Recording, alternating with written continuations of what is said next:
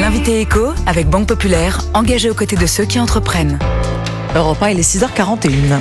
Alors tiens, voilà bien un secteur qui ne connaît pas le mot crise, la restauration rapide et le snacking. Ce type de restauration peut compter en France sur une clientèle solide et croissante, plus de 23 milliards d'euros de chiffre d'affaires.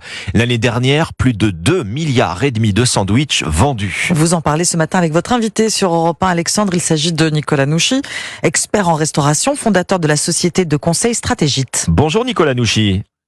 Bonjour Alexandre Lemaire. Alors déjà beaucoup d'anglicisme quand on parle en général de ce type de restauration. Si on dit fast food, on voit tous bien ce que c'est. Si on dit snacking, qu'est-ce que ça veut dire ? Alors déjà, vous savez, il y a un anglo-saxon qui sommeille en chacun de nous. Oui. Et effectivement, quand on dit snacking, on parle de lieu, de type d'établissement, de la restauration rapide et de la boulangerie, mais pas que. Il y a la restauration à table qui propose de la vente à emporter, par exemple. On parle d'instants, le midi principalement, mais maintenant le soir et d'autres instants de la journée. Et puis on parle de denrées. Il y a quand même des denrées qui sont emblématiques de l'univers du snacking. Le snacking et le sandwich, ça marche tellement bien qu'il y a même un salon professionnel maintenant, qui vient de se tenir à Paris. Alors vous venez quant à vous de publier une étude sur le secteur qui nous dit quoi ? Qui nous dit que c'est un marché que l'inflation n'a pas entamé en réalité. Non, elle vient tout juste de l'entamer. Il faut quand même être honnête, on n'a pas été complètement exonéré sur ce sujet-là. Mais effectivement, depuis 10 ans, on assiste à une croissance phénoménale. Je reviens d'un exceptionnel, mais néanmoins inédit Sandwich et Snack Show, où il y avait un enthousiasme et une volonté d'en découdre assez significative.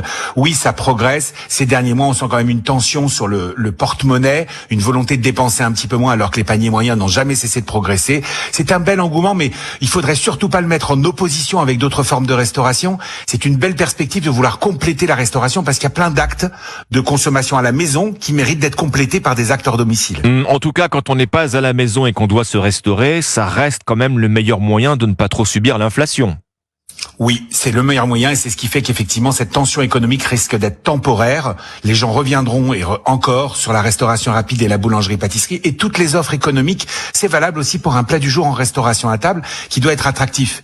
Et quand on est à la maison, quand on télétravaille, on peut également commander et se faire livrer ou aller manger dans son lieu de proximité. Alors la boulangerie, justement, votre étude, Nicolas Nouchy, il nous dit aussi qu'elles sont de plus en plus fréquentées devant même les enseignes de fast-food.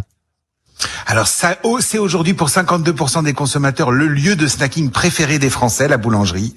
Devant la pizzeria, devant le fast-food, il y a encore de belles perspectives. On a tout juste compris depuis 5 ans pour tous les consommateurs français qu'on peut prendre son déjeuner en boulangerie-pâtisserie. Oui. Il s'est énormément développé. Les boulangeries se développent en termes d'infrastructures avec notamment des autodidactes, mais aussi de super boulangers qui ont appris à se développer. Il y a plein de belles perspectives dans les autres instants également. Et il y a ce que nous on appelle, puisqu'on anglicise tout, la coffee shopisation de la boulangerie-pâtisserie. Alors ça veut dire que le boulanger, il vient marcher sur les plates-bandes des fast-food. Ça veut dire quoi ça ? On se dit qu'à la boulangerie, on trouve des produits de meilleure qualité, qu'on mange plus sainement peut-être que dans une enseigne de fast-food ? Que dans une enseigne de fast-food, c'est sûr, et puis donc on va pas dans une enseigne de fast-food pour faire un régime, c'est une certitude. Chacun ses instants de plaisir, effectivement, et avec quand même une dynamique qualitative en hausse pour tout le monde.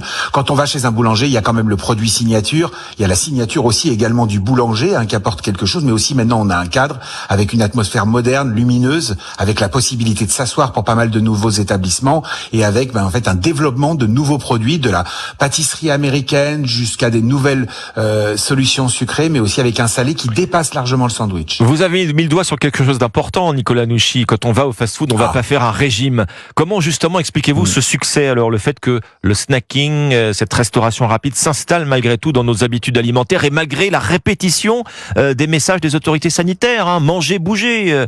On dit qu'on est trop sédentaire également. Alors ça va vous surprendre, et pourtant je travaille pas pour des enseignes de snacking ou des enseignes de fast-food, mais on a besoin à un moment donné de cet instant de lâcher prise et de gourmandise. Oui. La restauration, c'est du lâcher prise et de la gourmandise.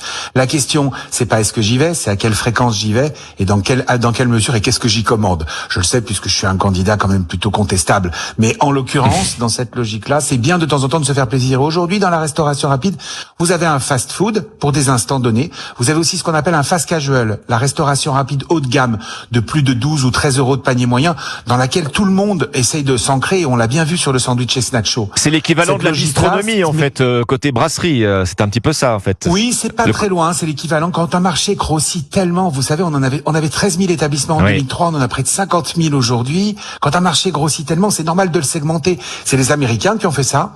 Et puis nous, petit à petit, on s'est imbriqué avec des enseignes intelligentes, brillantes, mais aussi avec plein d'indépendants qui cherchent à s'inspirer. Alors, Nicolas Nouchy, se faire plaisir. Faisons-nous plaisir. Quel est le top 3 du snacking? Les produits préférés des Français? Est-ce que c'est toujours, tiens, la part de pizza, par exemple?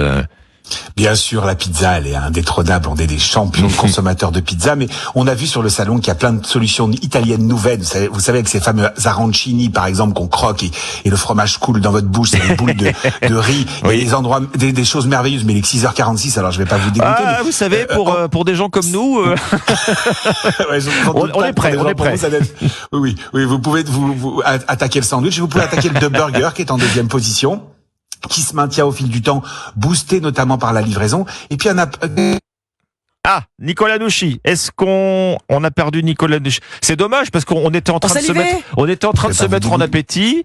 Bon, je sais pas si on vous récupère. J'ai l'impression qu'on l'entend en pointillé. On va s'arrêter là. En tout cas, rester sur les 46. On va rester sur cette touche quand même. Hein, voilà, très appétissante. Moi, ça m'a donné envie en tout cas. Hein. On remercie Nicolas Nouchy qui est expert en restauration, fondateur de la société de conseil Stratégite. Vous avez noté le jeu de mots et qui était avec nous ce matin sur Europe 1. Merci à lui. C'était l'invité éco avec Banque Populaire. Engagé aux côtés de ceux qui entreprennent. Banque Populaire, partenaire premium de Paris 2024.